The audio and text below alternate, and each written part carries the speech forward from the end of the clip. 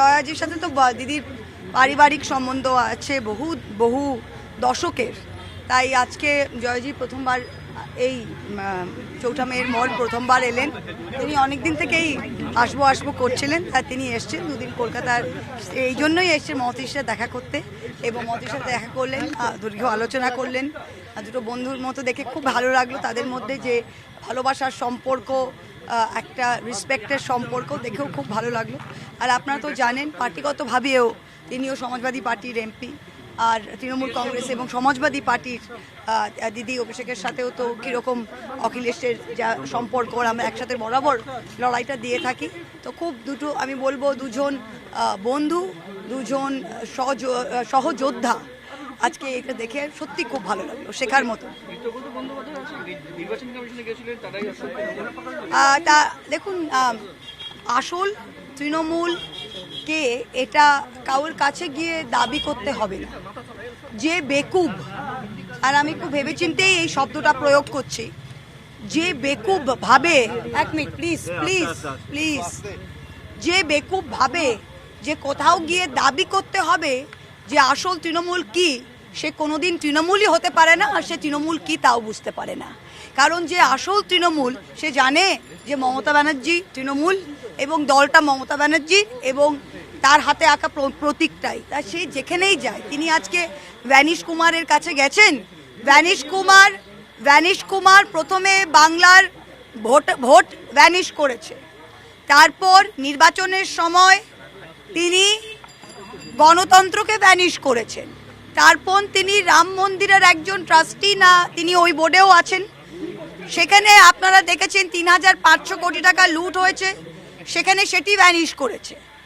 এখন তিনি ঋতব্রত তার কাছে গেছে যে কিভাবে তৃণমূলের সিম্বলটা ভ্যানিশ করতে হয়, তাই জন্য তিনি এটা বরাবরই এটার চেষ্টা, তিনি ভ্যানিশ মাস্টার।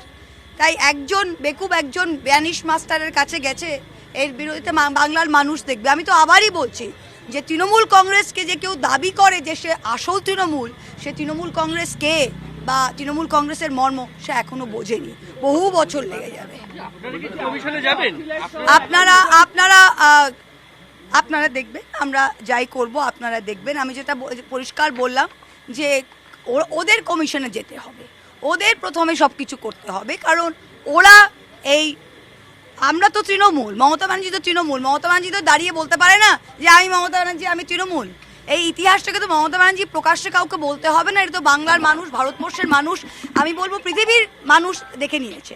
তাই মমতা ব্যানার্জি এখন দাঁড়িয়ে ইলেকশন কমিশনের বকালতনামা দিয়ে বলবেন যে আমি মমতা ব্যানার্জি আর আমি তৃণমূল কংগ্রেস তৈরি করেছি, এত দূর দিন না মমতা ব্যানার্জির এসছে, না আমাদের তৃণমূল কর্মী হিসাবে এসছে, না বাংলার মানুষ 2,60,00,000 যারা তৃণমূল কংগ্রেসকে ভোট দিয়েছিল তাদের এসছে। তাই এদেরই এখন অবস্থা, তাই এরাই এখন যাচ্ছে, এরাই এখন প্রথম পদক্ষেপ যা যা করার করছে।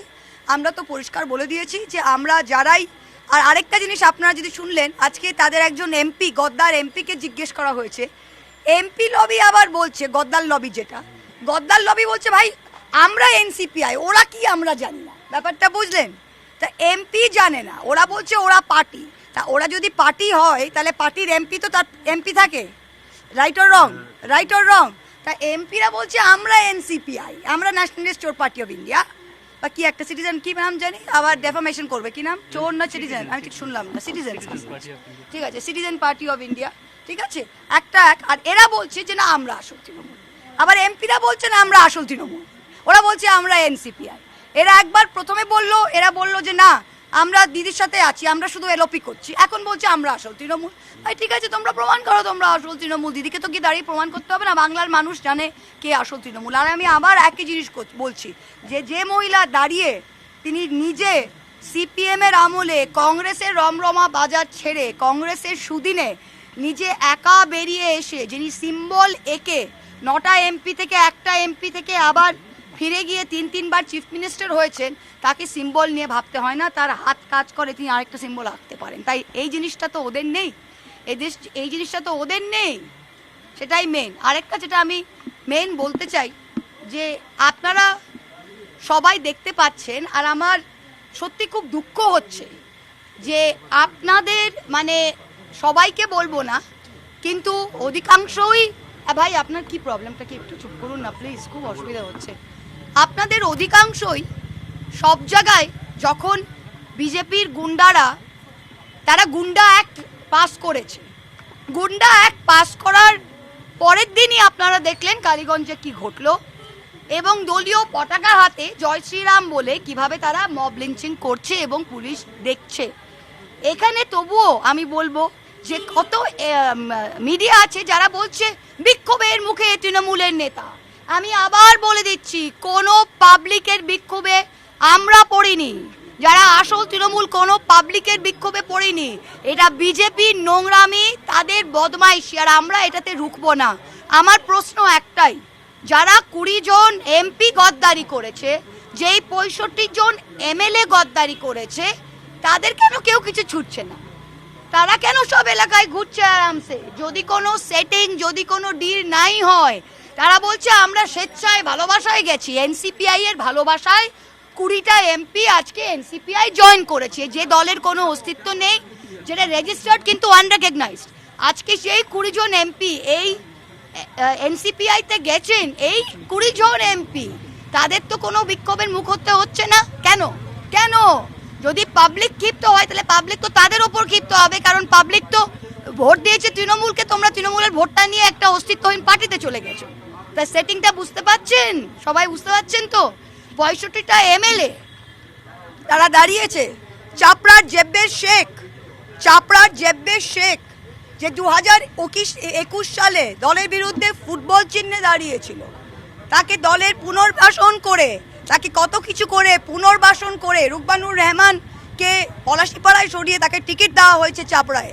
চাপড়ার মানুষ তৃণমূলকে ভোট দিয়েছে। যদি চাপড়ার মানুষ জেব্বের শেখকে ভোট দিত, তাহলে 21 সালে ফুটবল চিহ্নেই তোকে জেতাতো, ঠিক কি না? 21 সালে ফুটবল চিহ্নেই তো জেতাতো। এখন তৃণমূল সিম্বলে দাঁড়িয়ে রুকবানুর রহমানকে আমরা পলাশীপাড়ায়, আমি ক্ষমা প্রার্থী, আমি মানুষের কাছে ক্ষমা প্রার্থী যে এই কদ্দার আমরা চিনতে পারিনি। আর চাপড়ার মানুষ শিখে রাখুন যে যখন ওবিসি বিলটা এসছে, ওবিসি বিল যখন এসছে বিধানসভায়, যেখানে 77টা ক্যাটাগরি মুসলমানদের বার করা হচ্ছে ওবিসি থেকে, সেখানে জেব্বের শেখ, যেই চাপড়া অ্যাসেম্বলি কনস্টিটিউয়েন্সিতে 70%-এর অধিকাংশ মুসলমান, সেখানে দাঁড়িয়ে জেব্বের শেখ অন ক্যামেরা চোরের মতো বার হয়ে গেল, তাও নিজে জানতো না কোথায় যাবে। তাকে এসে কেউ বললো চল চল চল, সে সুরসুর করে বেরিয়ে গেল। তার লোককে কি জবাব দেবে তুমি? লোককে কি জবাব দেবে? আজকে ওবিসি বিলের বিরুদ্ধে তুমি ভোট দিলে না, ওবিসি বিলের বিরুদ্ধে। এরা তৃণমূল, এরা আসল তৃণমূল, এরা গদ্দার, এরা ফুটবল কেন আমি বলবো একটা টেনিস বল হওয়ার যোগ্য নয়।